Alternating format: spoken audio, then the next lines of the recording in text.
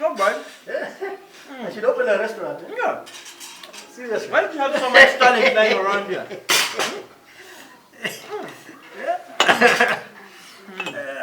Let me join you on that one. Why don't you start up a restaurant though? Why do you want to take this new talent yourself? I will set up a restaurant if it has a theater aspect in it. Don't you think it's something we can work on? Yeah, I think it was inter-house competitions. Those are the days when those drama was being taken seriously, that you need to put in the curriculum. So the challenge was to write something, and I wrote it, and I directed it, and we acted it, and it was really good, and I loved it. And from that point on, my bigger interest was theater. I used to perform quite well in the sciences, but I totally lost that interest. It all went this way. And from that time, all those courses I used to get, like now I was doing history, economics, and literature in HSC because I went back to St. Kalemba. History, economics, literature, and fine art. And I found economics was disturbing me because I must admit I had a few problems.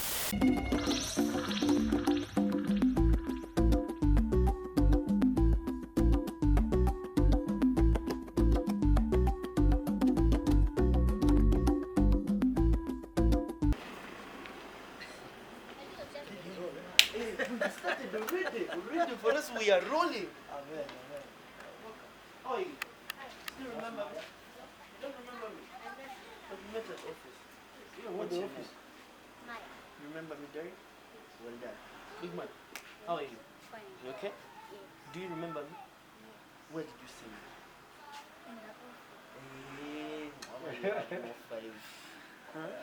So how is this place? Come in. Not bad. Thank you. Don't sit outside, inside. No cold.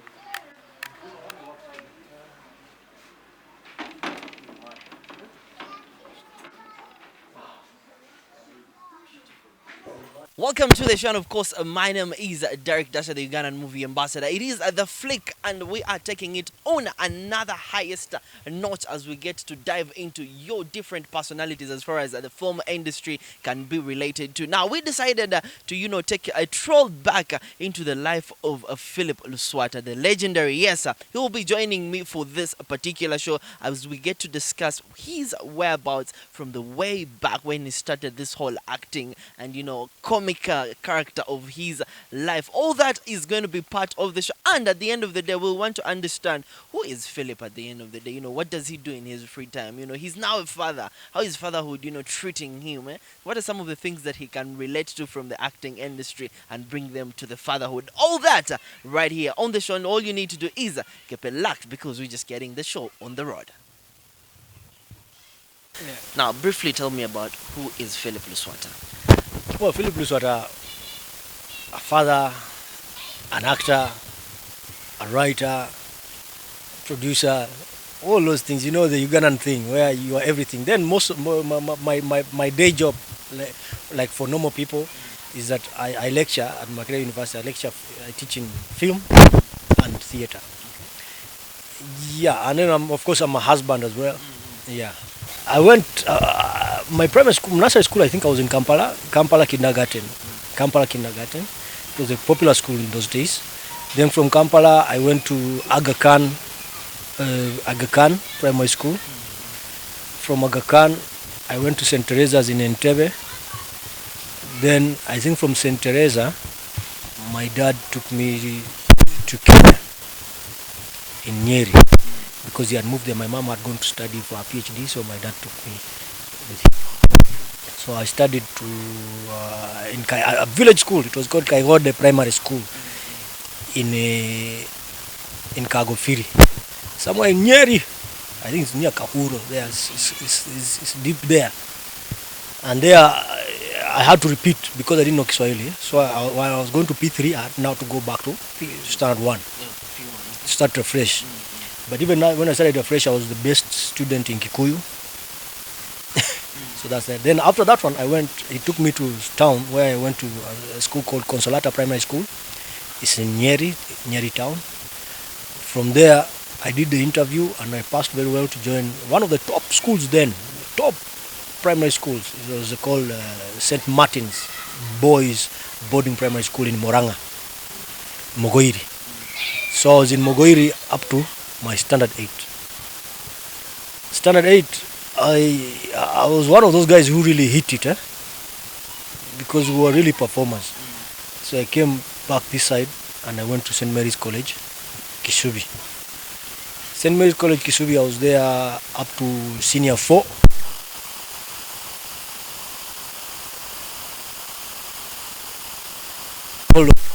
First day of my senior 4.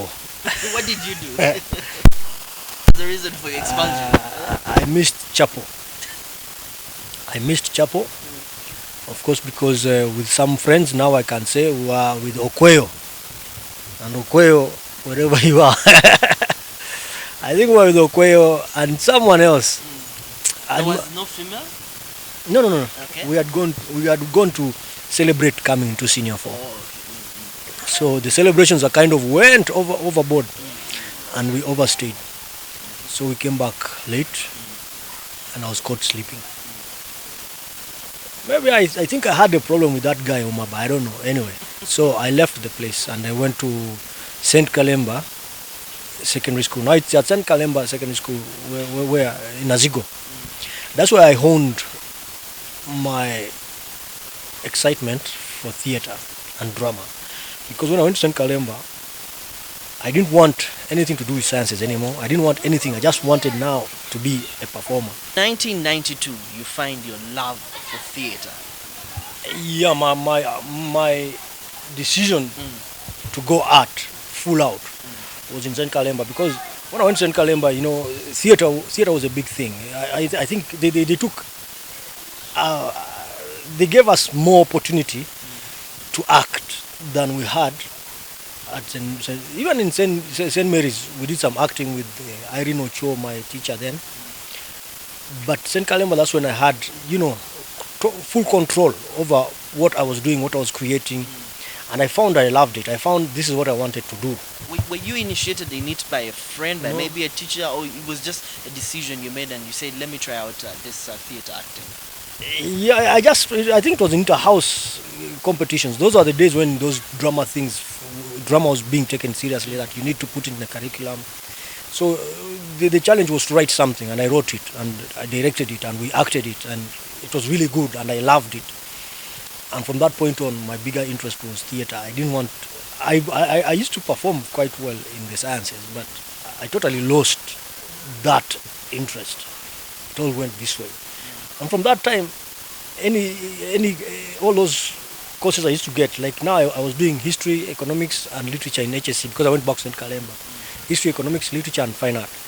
And I found economics was disturbing me because I must admit I had a few problems in school. I was kind of, that kind of guy you have to, who is voted into chairman students council. You can imagine what kind of guy that is. I was a BCG of sort in school. So for a long time I would be out of school instead of in school because you're on this suspension, you're on that suspension, you're on the other suspension. I'm not being proud of it. In hindsight, I'm saying I could have survived those things, but they shaped me. So you will never blame your kids in case they are suspended. You will know where they get that type of madness from. Well, I do accept that everyone has their life. My kids are very disciplined. Fortunately, maybe it's because of the kind of relationship we have. Everyone has their way of parenting. My parents had their way of parenting, and that gave them me. So you start taking on theatre as your kind of thing. Now, when do you come to the limelight? When do you expose your talent to the people outside just the school vicinity? Well, no, that was after high school. For me, I'm a very accidental person in the university. And I think maybe I need to say it so that people don't think that my lifestyle was that good. It didn't pay, it was just luck. When I did the exam, those choices, I had fine art first choice and MDD second choice, and that's because at that time they didn't have a big. Anyone used to put MDD last choice. You don't want to put it up there. So I had it second choice, but my marks when they came back were not good at all. I think I had like must have been 11 points. Things didn't go well as I thought. I had CCOO and then that one. And here I am now teaching people who are getting straight A's. So, but it was unseriousness. It was total unseriousness. All the time you're on suspension, you're on suspension, you're on suspension. Out of school instead of being in Yeah, school. it was total unseriousness. And I paid for it, and I went and begged to be given a chance to repeat. The headmaster refused. But then by chance, I'd put MDD my second choice, and when they looked, they said, this is the only serious guy. He said he won second choice, and I didn't have anything else, so they didn't have anywhere else to push it. So I think that year, amongst the 2,000 government-sponsored guys, I was the number last.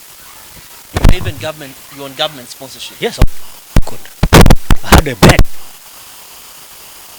Courtesy of the government of Uganda. Were you still getting allowances back Yes. then? Okay. We were getting allowance. It was a good thing. So, but At the end of the day, stubbornness did yield. it did yield something, but it doesn't always. Yes. I was just amongst the lucky few. So I did my diploma, and after my diploma, I did my degree, and after my degree, I went to Leeds and did my master's. Right now, my bosses are on my neck to do my PhD, that I should have completed it by now, which honestly I should have completed by now. But you see, yeah, stubbornness. I don't know what it is. I don't have a good excuse for why I have not. I should have completed the PhD like 10 years ago. But I would like to promise my dean that I'm going to work on it.